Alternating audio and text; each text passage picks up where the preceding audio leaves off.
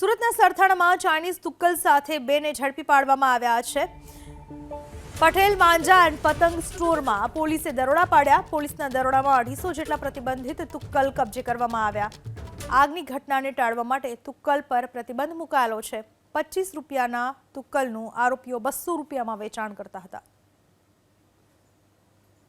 Chinese તુક્કલ જેને ચગાવવા પર પ્રતિબંધ મૂકવામાં આવ્યો છે, જેના વેચાણ પર પ્રતિબંધ મૂકવામાં આવ્યો છે, છતાંય આ રીતની તુક્કલનું વેચાણ કરતા 2 શખ્સોને ઝડપી પાડવામાં આવ્યા છે।